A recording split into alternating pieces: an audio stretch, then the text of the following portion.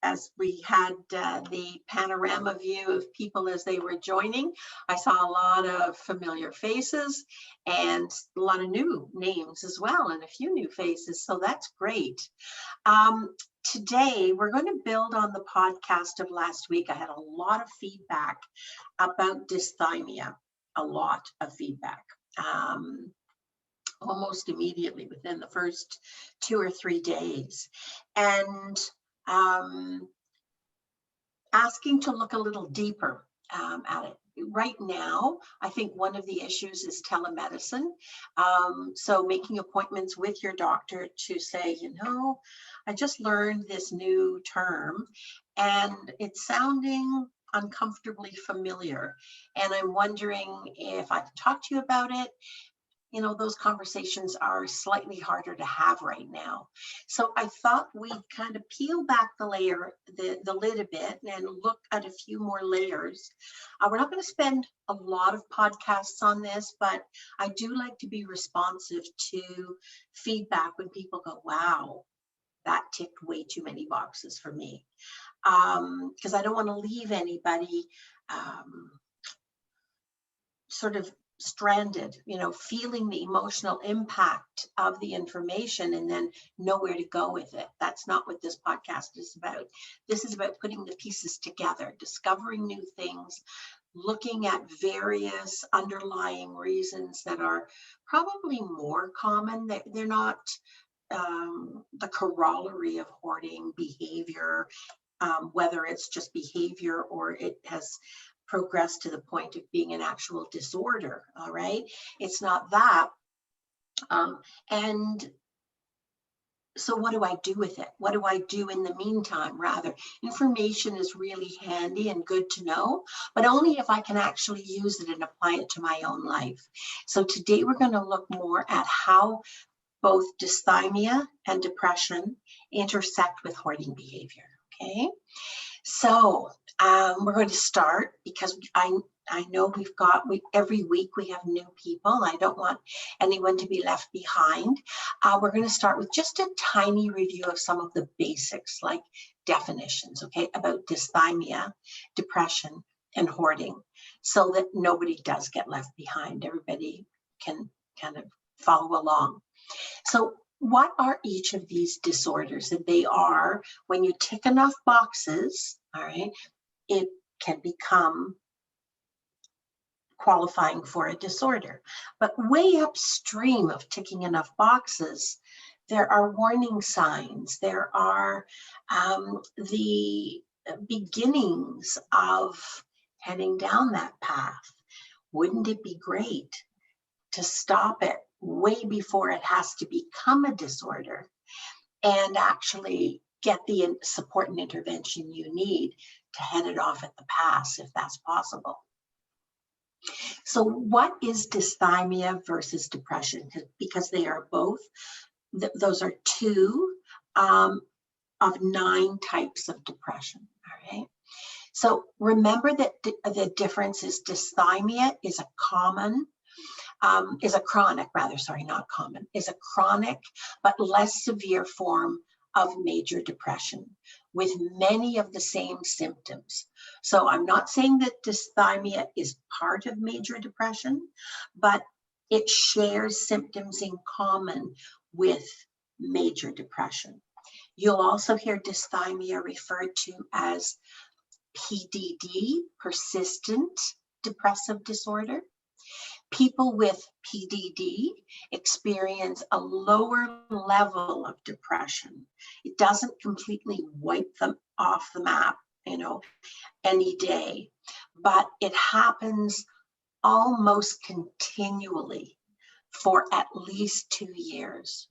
So if you have had persistent, almost daily depressive feelings for at least 2 years, and you don't know why you can't shake these feelings off, please don't just stay with it. You deserve the best that our society can give you in the way of support and options for treatment. Okay, that's the way to clear the rocks out of your path so you don't stumble on them and fall. please talk to your doctor as soon as you can, all right, about whether you might be living with PDD, because there is treatment available. So in the case that information that we just talked about is for adults, 2 years. For children and young adults, symptoms must last for at least a year, right?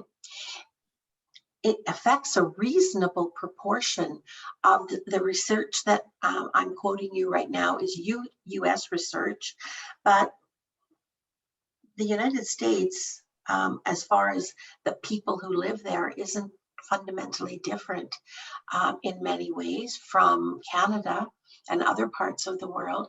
3 to 6% of the US population is thought to live with PDD. Not surprisingly, more women are affected than men, probably because women are more likely to reach out for support and help and be identified, and also more people of color. African Americans rather than Caucasians. The research specified African Americans, so that's why I quote that. Quite often, people with PDD report, and can you imagine if this is the case, all right, not knowing what it feels like not to be depressed? Does that tick a box for you? And has that gone on? If you're an adult, has that gone on for at least 2 years? Not only can PDD affect your family and social life, but it affects so many other parts of your life that if you also live with any degree of clutter, a tendency, a vulnerability to build clutter, this list is not the underpinnings, foundation pieces for success. So it can interfere with your ability to concentrate, make decisions. Those are 2 essentials. And the more pressure and self-blame you engage in, so put that shovel, those shoulds, that is that shovel you dig yourself in that hole deeper, put that away, because the more pressure and self-blame you engage in, the lower and lower your self-esteem becomes, to the point where you're feeling overwhelmed. How many people here today in some way can associate, can relate to feeling overwhelmed? And maybe nothing to do with COVID, all right? COVID just makes it worse. Embarrassed. They don't want somebody to come to the door. They don't have friends in. They certainly don't invite the neighbors in. Feelings gradually build that you're worth less. Not that you're worthless, but that you're worth less. And while these feelings, these emotions continue to build strength and erode your self-esteem, you feel less and less and less. You feel unproductive, all right, and stuck. Remember, none of the things I've just mentioned are foundation pieces for progress or success. All right, you need to get those dealt with. All right, added to that, quite often when people are feeling badly enough, not themselves, they feel inadequate. And that starts to disrupt sleep patterns. Well, once you've added another layer beyond the emotional, now into the physical, right? Maybe rumblings, maybe you're an insomniac, all right? You just can't turn off the thoughts and the rotations in your mind. Sooner or later, if it hasn't happened already, you'll begin to feel lethargic. Sleep is a basic mental and physical health component. You'll feel sleep deprived. Then feelings of agitation, sometimes in your head, sometimes in your body, just like you got a bag of bees going on there. And then anxiety sets in. All right. Now you're sending chemical and hormones to your brain. Your brain can't even be on team you because you're sending it all the wrong stuff to give you the focus and the energy that you need. Remember, You are a flawed, imperfect human being, just like me, just the way we're supposed to be, just the way we were meant to be. All right? We need to accept our worth, even though we are, on a bad day, tremendously imperfect. We all have them. Don't let those bad days line up to become the image that you see of yourself. If you aren't sleeping at the same time as everybody else in your network, how's that affecting what should be a source of resilience and support? Your closest relationships. Even if you live alone and you have a cat or a dog, no, not a cat, because we all know cats rule, okay? They say dogs have owners and cats have staff, so forget the cat comment. But if you have some kind of pet, you can't be engaged with that source of love and devotion. Do you need another problem when some of the basics are reasonably available just for the trying? And the more you try to accomplish some of these basics, the more chance you're giving yourself of getting out of that hole, of getting unstuck, of getting unoverwhelmed, okay? So let's start by refocusing. We're going to refocus on the basics, because if you don't have the basics in place reasonably, all right, oh, it's raining here. I think we need to build an ark. It's raining so hard. Anyway, focus on the basics, okay? Eat properly for health. Get enough sleep so that you can be present and available for your own life. And we're going to talk a little more about what enough sleep really involves. Get some exercise. Okay, even just walking somewhere in your neighborhood, all right, on a day that you don't need the ark. You don't have a reason to go out, there's nothing to motivate you. Somebody in your neighborhood has a dog that isn't being walked. Volunteer, all right? If all else fails, you can walk my two Frenchies, Coco and Ellie. I had a relative named David. He was a curate in England, and his health was declining and declining and declining, and he decided that he didn't want to die young. He didn't want to have this overwhelming what's next feeling on the path downward. And he decided he would start to walk. So every day he set a time. By that time he had to have his boots on, no matter what the weather, and he had to be out. No, it was England, okay? They don't get Canadian weather usually. But it rains a lot. There can be some pretty unpleasant days, all right? And then he found that it was harder to get himself out, like he was finding reasons. And then that pattern was becoming a little sporadic, and he thought, I need a reason. I need something that I need to show up for, all right? He had a neighbor, an elderly neighbor who had a dog. And he went over and he asked her, Gwen, can I walk your dog every day? So he found that when he had a reason to show up, now he made that reason for himself, all right? That dog could have gone on the rest of its life unwalked, but every day. And then he found that the dog was looking forward to him coming, which, who doesn't want unconditional love and acceptance, even if it has to be from the neighbor's dog? Better start there, all right? Where is there the opportunity in your life?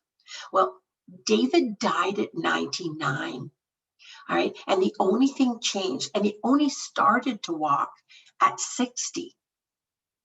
So the only thing that changed was that instead of walking for 2, 3, 4 miles, all right, on paths around their home, he was walking maybe a mile at 99, all right?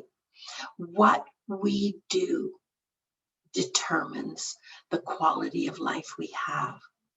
So a little bit of exercise, all right, is a good thing. There's actually a course that Harvard offers on the benefits of physical exercise as a treatment, an actual treatment for depression. Depression, on the other hand, is slightly different from dysthymia. It's also known as MDD, or major depressive disorder. Unfortunately, it's a common medical illness. Like PDD, it impacts the way you think because you're sending hormones, chemicals to your brain. That's what your brain is going to send back.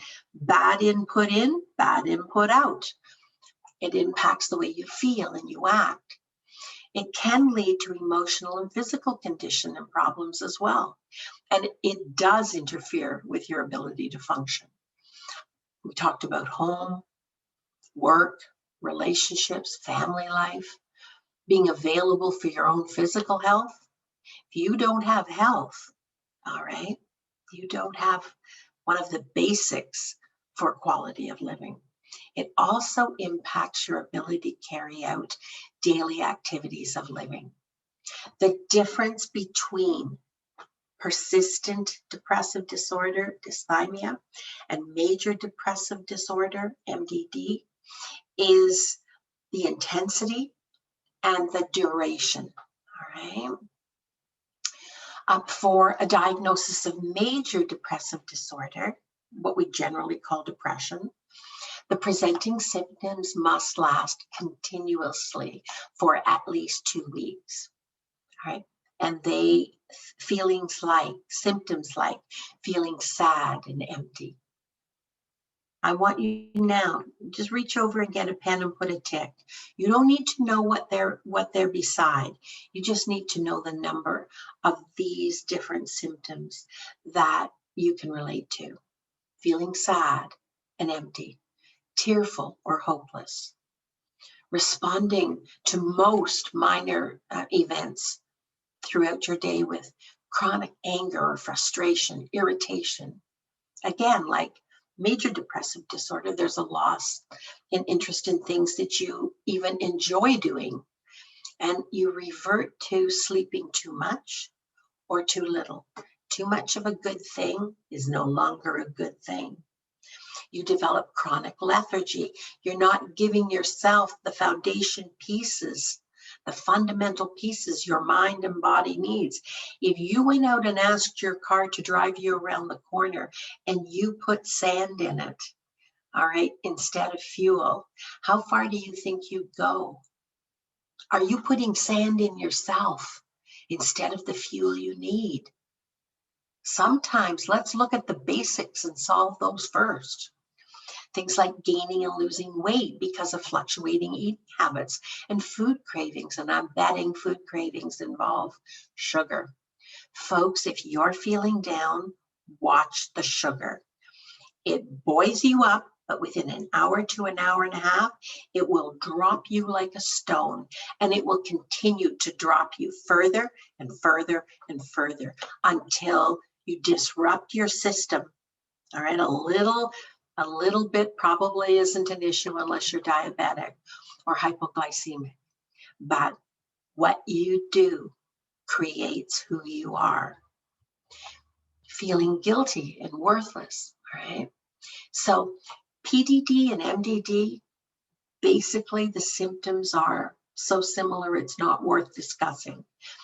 Different lengths of time. PDD is persistent. It just goes on and on and on and on. MDD, you have little bouts of it, or bigger bouts, depending on how well treated it is. Okay, the next symptoms that I want to talk to you about is one that has tremendous effect on hoarding behavior. Having trouble making decisions. PDD and MDD both create trouble making decisions, all right? Consistency of thinking. being able to hold on to and persist with thinking.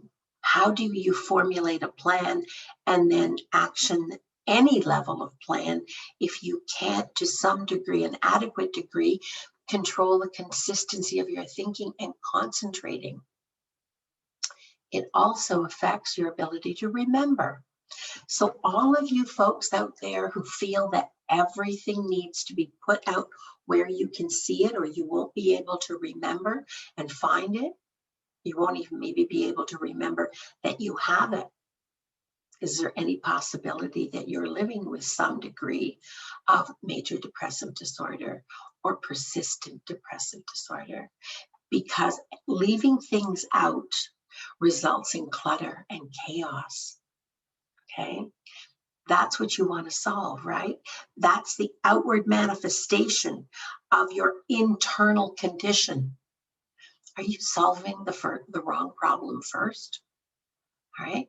Do you need to get help with some level, some degree of persistent depressive disorder or some degree of major depressive disorder? Because that's going to be one of these, folks. Okay, that's what this is going to be. You can't solve one and not make a change, make a difference, improve the other side. All right. It's time to see your doctor then, and a doctor you can trust and talk to, and share the true extent of what you're feeling and get the right problem solved. All right. In these podcasts, I can help you to approach your clutter differently, but let's work in partnership with the other parts of yourself. And we're talking right now about medical, all right? So that you can get back into the life you want to have and you deserve to have. Last week, we talked about medicinal options for treating dysthymia and depression. And while they are an aid, other treatments and activities are also extremely worthwhile. Kind of complete the package. Before we move forward, however, let's draw one more distinction between depression, different types of depressions, and that is sadness. You know, it's kind of ironic with the rain coming down right now, like it's just raining like cats and dogs, hard. And some days, sometimes of our life, all right, the adage, into every life a little rain must fall, all right, is true. And sometimes it feels like it's followed by driving rain and gale force winds and sleet, all right? Remember, the best and the worst doesn't last forever. Sadness. What is it? Sadness isn't like depression or dysthymia. Sadness is a normal emotion that we experience in response, usually, to an emotional upset or emotional pain. However, it's temporary, okay? Because it's in reaction to a negative event. The negative event doesn't live on unless you keep it alive in your head, all right? That's why it has a temporary lifespan and is very different from depression. Depression is a longer term and untreated. It can last a very long time. It doesn't happen primarily. Sadness doesn't happen primarily in reaction just to, or depression, to an event. Sadness, on the other hand, it's important, is just an emotion. It is not a disorder. It is not part of that mental health package, all right? You're experiencing a normal emotion. Sadness permits breakthroughs of other positive emotions, like you can see things humorously. Occasionally, even if you're profoundly sad, you have the ability to laugh. You have the ability to be comforted somewhat, all right? You have the ability to accept what there needs to be accepted of the negative event and gradually develop increased insight into that negative event. Still, while you're feeling deeply sad emotions. Depression, on the other hand, is a mental illness. It doesn't have to be, you don't have to experience it and have it to the point of a disorder. You can be on that uptake continuum, but bouts of depression last at least for a minimum of 2 weeks each, all right? Often with breaks in between. So in this case, when you're not in a bout of depression, you're capable of having a normal mood baseline. And then sooner or later, a wave of depression can set in again with all of the symptoms we've already mentioned. What are the risk factors for depression? And remember, we're only going to talk about 2. There are 9 different types of depression. All right.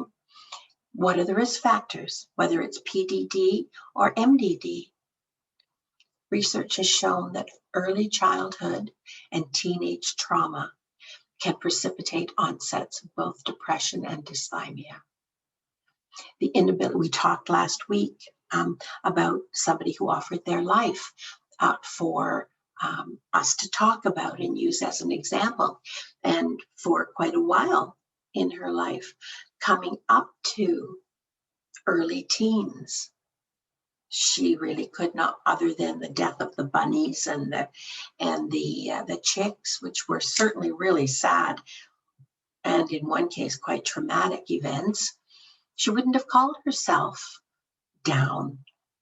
And then that gradually began to change. So the inability to cope with extremely painful experiences, like the death of a close relationship, the permanent loss of one's health. Low self-esteem is another risk factor, and the underlying factors to developing low self-esteem. Low self-esteem doesn't just land in one day like the male. All right, there's a gradual building where you're putting an appraisal of yourself out there, you're developing it, but it's less and less and less. All right. A family history of mental illness, in particular depression, we do inherit our neurology. All right. And some mental health challenges, disorders, some do have a pattern of genetic inheritance. A history of substance abuse, whatever substance that might be. All right. And there are a number, including gambling, sex addiction, adrenaline addiction. All right.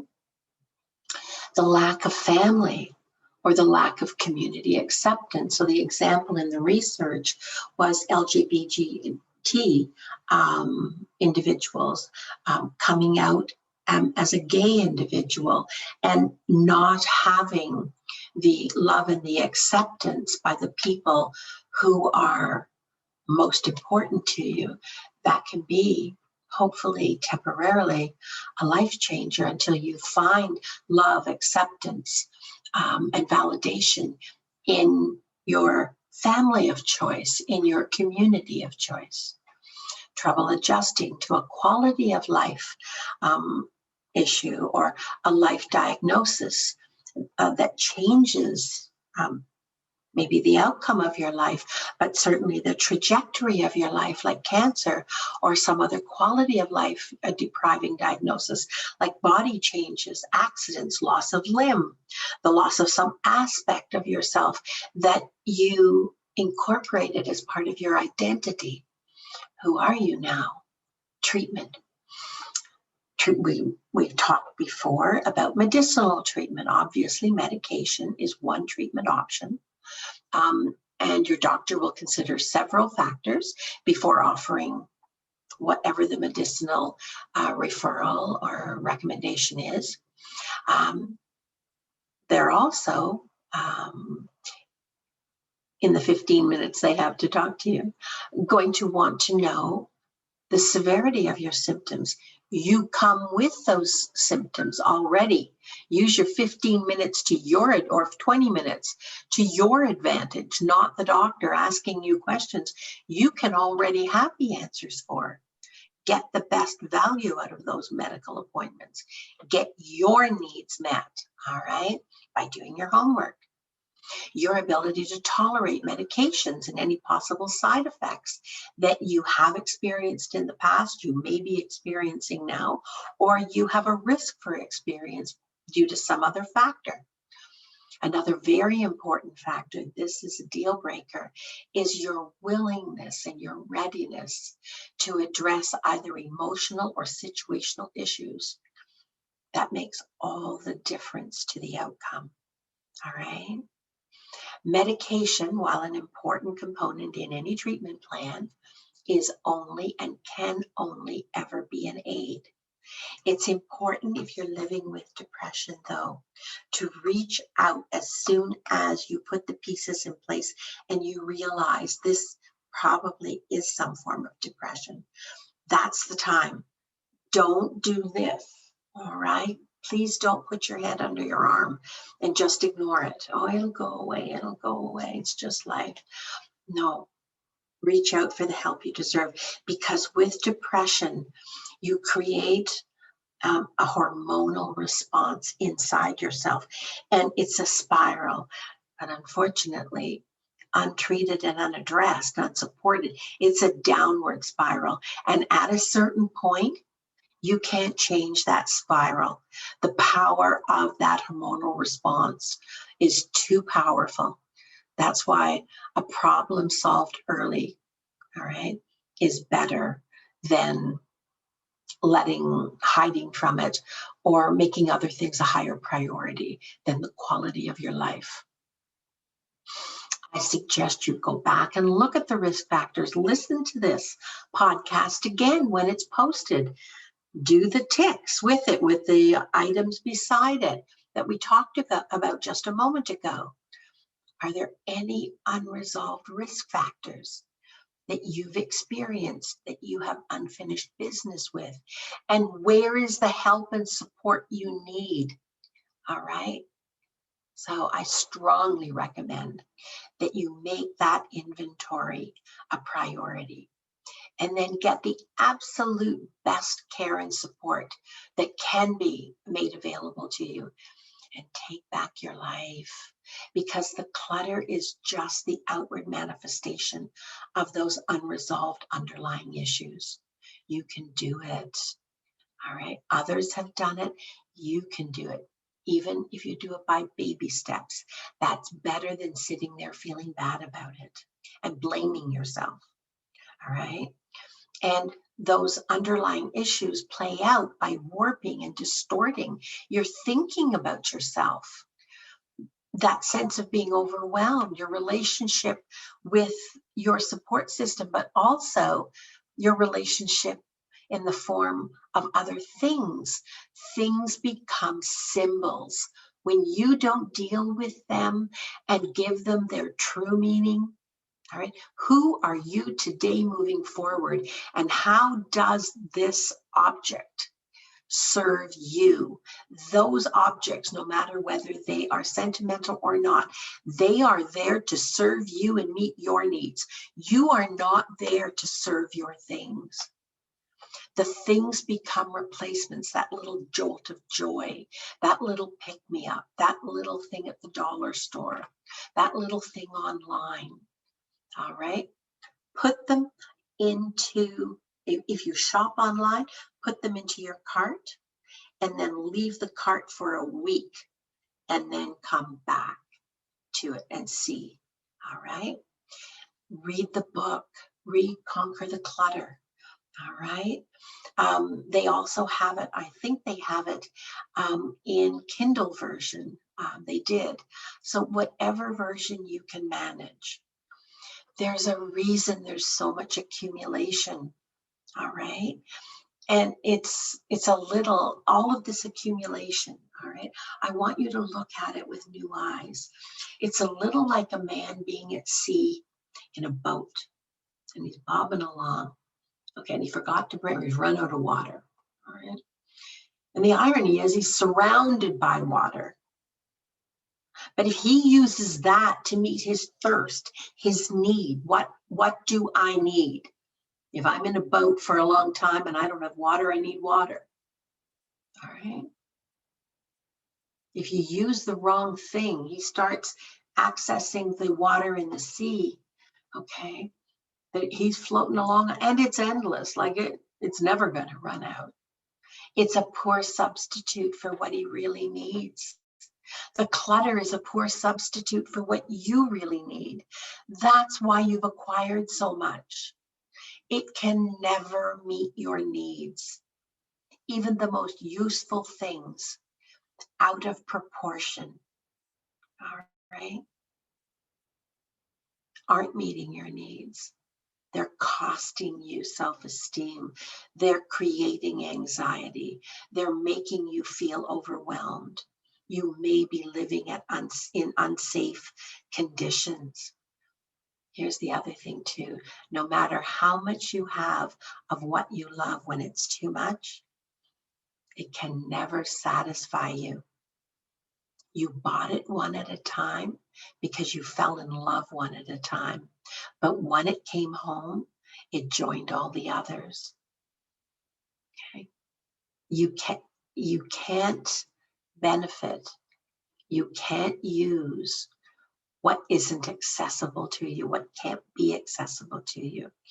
And when it's in with all its buddies, okay, these one at a time lovely things, and I'm not disparaging them, you need to know they become a gang. It's like the never-ending, demanding tyrant that promises you, yeah, I'm the solution to what you're looking for the answer to. I'm your little jolt of joy. I was talking to a woman who loves wool, right? She loves wool. Her life is so busy right now. She doesn't have time to use the wool. She's got lots of wool. And you know what? Probably 9/10 of it is extraordinary wool. So I suggested that she pull all the wool together, find the skeins of wool that mean the most to her. Okay, set them out in order of priority from the most wonderful to, I'll get around to it, maybe I'll donate it. Get one of those wooden wine racks, set them up at different locations, and every month make a different combination of her skeins of wool that she's not going to use any other way, and create an art form in these retractable wine caddies, so that she can see the beauty of the colors, and it can be changing like the color of the leaves. Make it work for you. You bought it because you loved it. Make it serve you. Make it be that little jolt of joy. All right. So there is no purchase that is the solution to most problems we have. And if it was the solution, we wouldn't need so much if it was the right thing. Because you wouldn't feel the way you feel if you're still holding on to it because you believe it's the answer. All right. You have the answers inside you, and it's not about things. Look inside yourself. The answer to every issue, every problem you have, every situation that's unresolved, the answer is here. It's inside you. You already have your answers. When I help people, I don't give them the answers. I don't have answers for anybody else. My training is to help you drill down and find your own answers, because those are the only ones that are going to work for you. The answers are inside you. Find the right help to give you the support you need in drilling down and finding those answers, because they are sitting there waiting. Okay? You can't change them, however. You can't change these problems, these issues you have, if you can't find those answers. And if you can't find them, you can't use them. But they're there. Some basic starting points. I have to believe that if Harvard speaks the truth, that that exercise is a credible treatment for depression, that get up and go, okay, is one of your biggest assets. And in the most reasonable and manageable way that you can today, get up and go. Get your get up, the giddy up and get up and go going to the best of your ability. Maybe it only means that you're going to do a few rounds of your house. Okay, maybe it's a miserable day. Maybe you don't have sure footing. Maybe you don't have an adequate mask to go out, right? Don't go out without a mask. One of the other things I do as well, I don't know whether it's overkill or not, but I use these nitrile gloves. I think I have some right here. You can get them or something like them a lot of places, pharmacies. I'm right-handed primarily. When I'm outside, I have my mask on, all right? And it's the best mask that I can find. And I wear a nitrile glove because if I have to touch a door or I have to touch anything, I don't really know whether the last person who touched that touched it long enough ago that it's not going to be a risk. Now, as the second wave is arriving and they say that there's every chance it's going to be worse than the original, there will be an end in sight, but apparently we need to soldier on for a little while longer. I really would invite you to invest in some kind of latex glove or nitrile glove and use it. Just use it on the hand that is your dominant hand, okay? That'll be the door. That'll be the hand that you open doors with. So sleep is another basic mental and physical health foundation piece. Now, I said I wanted to talk a little deeper about sleep because it's not just about the amount of sleep, all right? The key to sleep health is not just the amount, but the regularity of enough sleep. And it is essential. Most adults, all right, benefit from 8 hours as an average being enough. There are studies, good studies, that document getting an extra hour to hour and a half makes people feel even better and positively impacts their productivity. Try it. What's the worst that can happen? If you're not sleeping, use the extra for rest. So you're lying there and you're thinking, I'm not sleeping, I should get up. Just try that extra hour and call it rest until it becomes so normal, part of your sleep pattern, that maybe you can actually get that extra bit of sleep. So many people are sleep deprived. The other thing, not just the amount, but the regularity, it's also crucial to healthy sleep patterns that you go to sleep at pretty close to the same time and you wake up at the same time. You keep that cycle consistent. 8 hours, 5 hours, 9 hours, whatever it is, any old time is not what we're talking about. Irregular bedtimes and sleeping in can lead to exhaustion and even sleep disorders. Now, we're not talking about sleeping in if you're sick. Try to keep those bedtimes and wake up times consistent. Personally, I'm in bed by 9:30 every night, and I've done it for so long that I actually wake up minutes before 8 o'clock in the morning. All right. And I have to tell you, if I don't get that much sleep, I am not a happy camper. I really feel the impact of it. So the power of enough sleep and the regularity of the pattern, if you do that, it will lead to improved energy, ability to concentrate, ability to follow through on the plans you want to make. Eat for health and energy. Okay, follow whatever science you believe in that's research-based, that makes sense to you, but follow it. Dedicate yourself to healing your self-esteem. Having sensible, balanced, mentally and physically sound parents is the ideal start to that. The reality is that not everybody had that advantage. All right. So if self-esteem is something you need to work on, and you don't come to adulthood from a childhood of having that promoted by friends and family, it's not a lost cause. Another reality is that no one can parent us as ideally as we can parent ourselves, because no one can possibly know us like we know ourselves. No one can know our needs.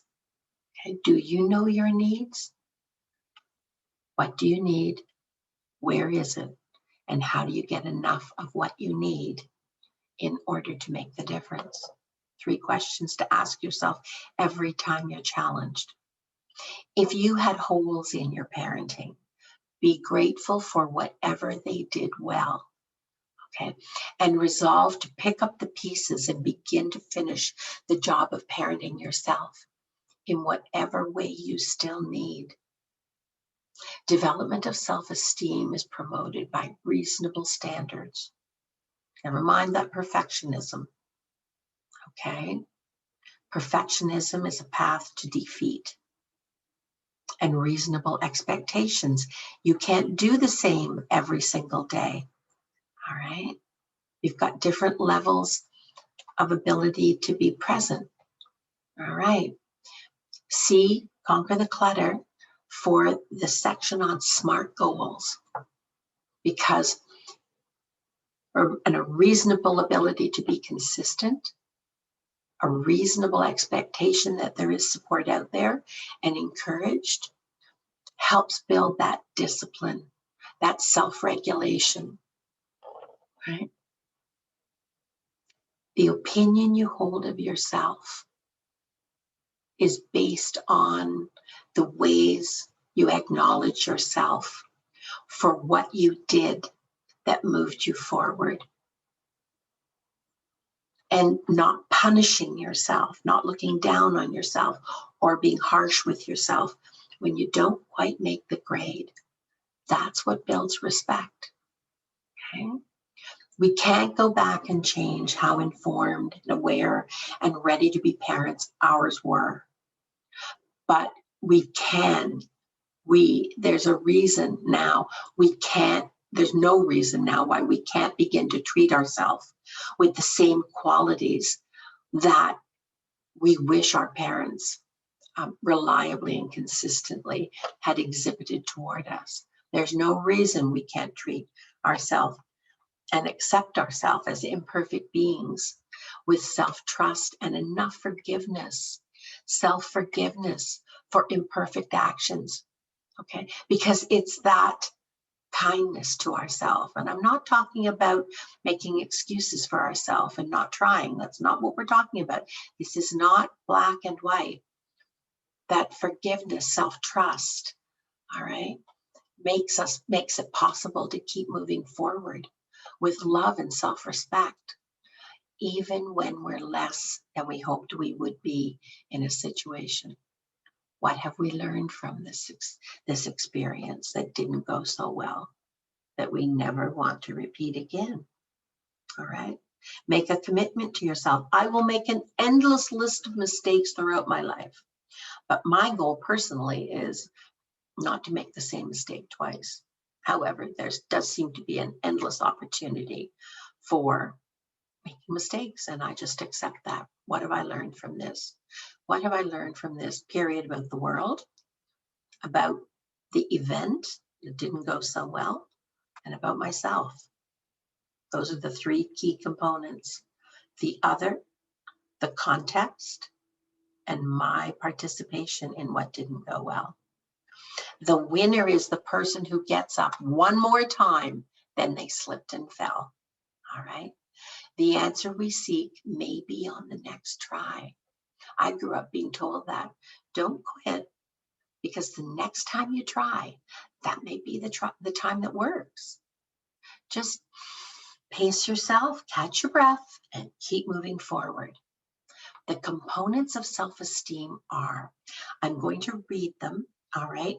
And then I'm going to post them on the website, because I do want to open up the chat line. So, components for self-esteem: identity. Who am I today with this desire to move forward? What defines me and essentially who I am? Appreciate. Despite imperfections, think well of and value myself. All right. Recognize my sincere efforts, regardless of whether they accomplished everything I hoped they would. And be grateful that I still can keep going forward if I choose to make the effort. Accept. Self-acceptance is believing in oneself. Remaining determined to improve, not to perfection. Acknowledge areas in need of improvement. As I do improve, I feel better about myself. Self-confidence. It's gained by every time we move forward, even if we fell and had to get back up. Self-worth. Even when we fail, we treat ourselves with compassion and respect, and we insist that others do as well. Humility. Because we accept how much we still have to learn. We don't make ourselves wait until all possible information and answers are in. All right. There's always going to be more to know. Healthy selfishness. Put your own mask on first when the plane's going down. How do you do that? You ask yourself 3 questions. What do I need? Where is what I need? And how do I get enough of it to make a difference? Face the 11 problematic thinking patterns. They'll be on the website as well, as will this document. The 9th element in self-esteem, self-love. Do you love people in your life who have failed, who have hurt you, who have disappointed you? Why are you not willing to do the same for yourself? Accept yourself and continue moving forward. All right. Even if it's only by baby steps at this point in time. Baby steps will get you there. Never give up. Self-acceptance. All right. Here's a thought I want to leave this segment with. Self-acceptance does not breed complacence. Self-acceptance does not breed complacence. On the contrary, kindness, respect, encouragement, support, firm but caring discipline. These are the soul and the climate for development. Again, self-acceptance does not breed complacence. It's not the get out of jail card. I accept myself. I don't have to try. I don't have to make an effort. That's not what it is. On the contrary, even to oneself, kindness, respect on your worst day, on your worst failure, respect, encouragement. This didn't go so well. What do I need? What do I need right now to kind of encourage myself?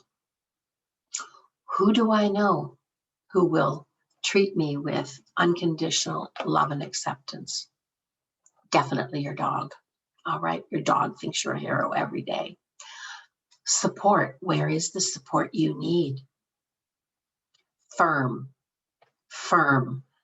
but caring discipline. All right.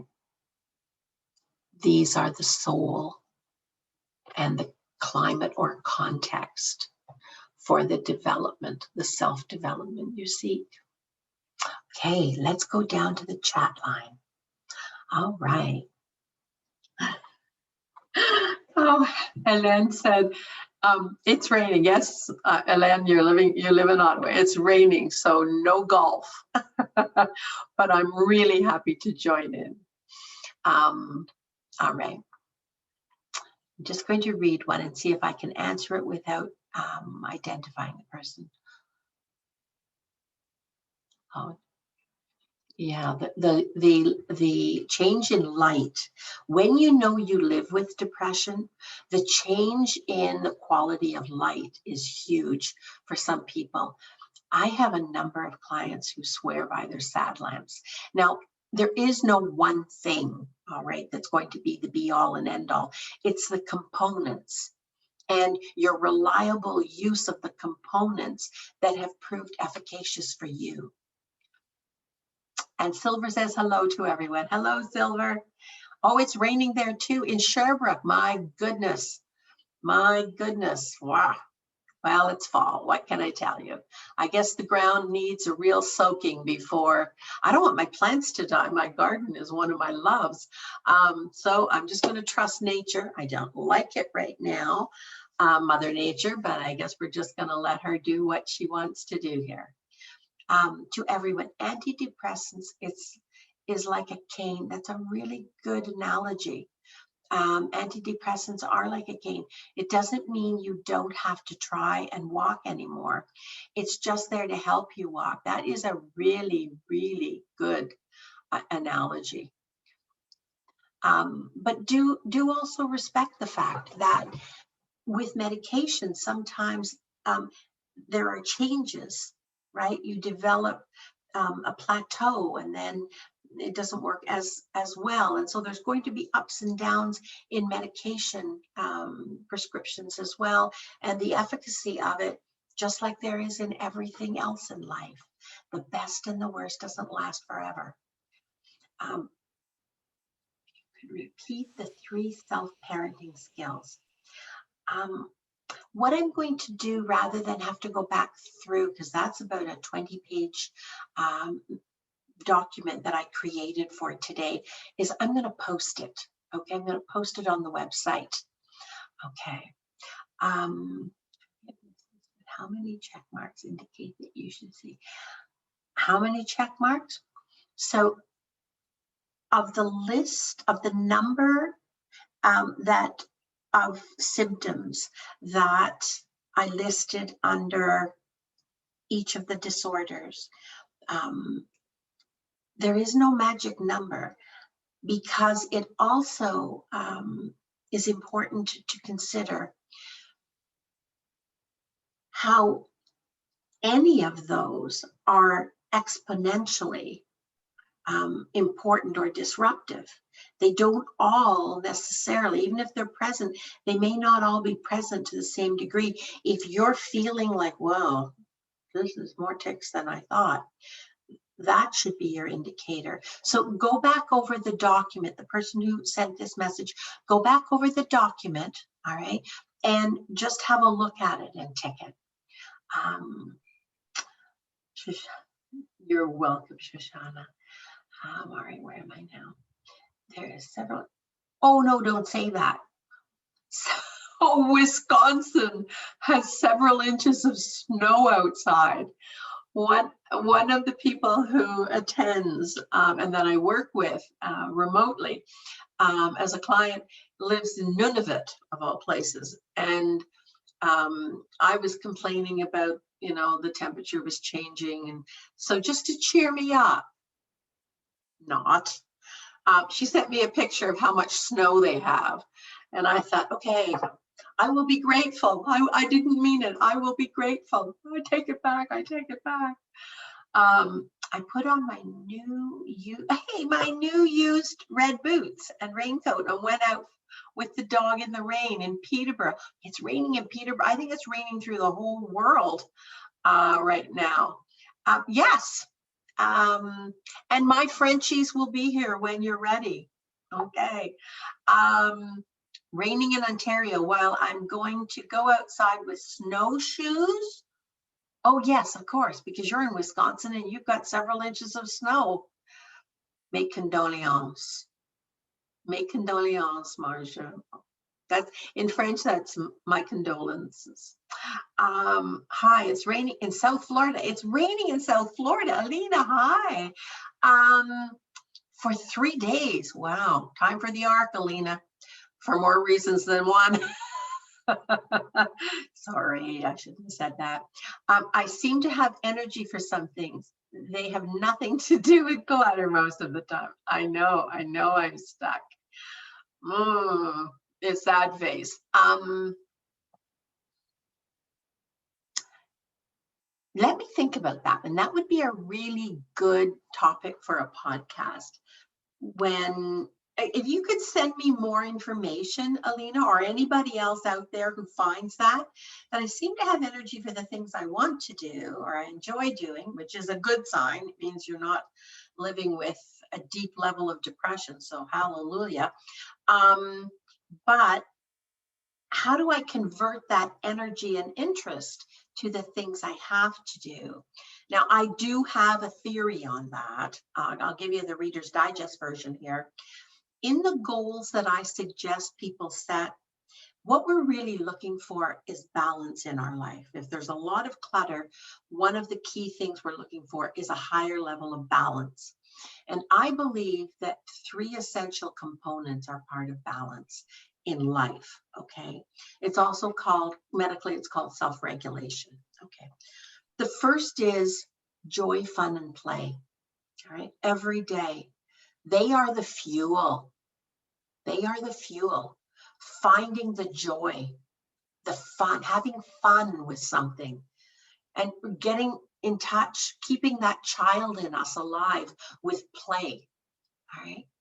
But as happens with even kids who are having joy, fun, and play with their toys, there's a time that comes that playtime is over and you have to put your toys away, all right? That's part of play, all right? The cleanup, okay? The second thing, I believe that people always feel better and function better. They get more out of life if they keep their awareness alive of their vibrance, their internal vibrance, so that you keep in touch with ways that you can reinforce a commitment to being a growing, learning, developing human being. All right, that's where self-worth and self-esteem comes from. And that energy, I am alive. I might feel stuck. I might feel overwhelmed. There might be a lot of clutter, but you know what? I'm still in the game, all right, because I'm still alive. My brain is alive because your hands can't do what your brain can't think. You got to keep the brain alive too. And that's how you do it, growing, learning, developing human being. And the third part of the goals is a commitment to a reasonable endeavor of just the boring day-to-day work of life. And that's, I think of it like a teeter-totter with the triangle in the middle. Joy, fun, and play, learning, growing, developing human being on one side, and in the middle, just a commitment to a reasonable degree, even if you start with 15 minutes, all right, of picking up after yourself, putting things away. And once you start doing that a little, start working at it from both ends, all right? That would be working on the clutter that has built up, 15 minutes a day. But at the other end, whatever you used yesterday, just in the activities of daily living, got put away and wiped up and cleaned up. That way you're actually making progress. So try that. And I'm going to look at whether there isn't in the book or in my other workshops and things. I don't have more information to kind of build a workshop about how do you convert over to, okay, I was having fun and lots of energy, and now when it comes to clutter, feeling really tired and unmotivated. All right, how do we make that conversion? Okay. Raining in North Bay, snow tomorrow. Oh no. Thanks so much for your encouragement, Elaine. I have many boxes I have to move as oh no, there's water and they have to find the source. Oh no. Okay. That's too bad if water is going to contaminate it. Marcia says, I have a sad lamp coming today Yeah, I think I can research that, Martha. Does anybody know what the lux level, LUX level of an optimal sat lamp is? Marcia's has one coming that's 10,000 lux. I know somebody who knows that, or I'll go online and find that out and let you know next time. Silver, we can't get into that one, okay? There's an election underway, okay? There's an election underway, but I hear you. Okay, thank you for today. Gotta go for now. We'll listen in again. Okay. Yeah, please, no politics here. I know, it's to each his own. Okay, follow your beliefs. Love your necklace. Oh, you look great in black too, privately. Okay, so Jim, privately, is there a message, Jim? Oh, no, it was just that one about the 3 self-parenting things, but you addressed that. Okay. All right. So I think we have answered all the questions. You take care. Have a great week. For those people who have signed up for the hoarding support group, within the next 2 days, I'm going to send you out the information about it. If there's anyone else who would like to take part in the alternate week, it will be Mondays. And so far, 90% of the people, 99% of the people have asked for the evening, 6:30 till 8 p.m. Eastern Daylight Time. So I will be sending out confirmations. And if there's anybody else who is interested, let me know. We may run a second group. We already have more people than I had said would be part of the first group. So this is the time to let me know. Okay, lots of ways. It's not a free event, I'm sorry, just because of the time involved, time commitment involved. But there are lots and lots of manageable ways to be able to afford it. All right, it's over 16 weeks. It's going to be probably less than you spend on minor things. Anyway, you take care. We'll see you next Wednesday. Thank you for coming. Thank you for joining in. Have a great week. Thanks, Bye. Elaine. Bye.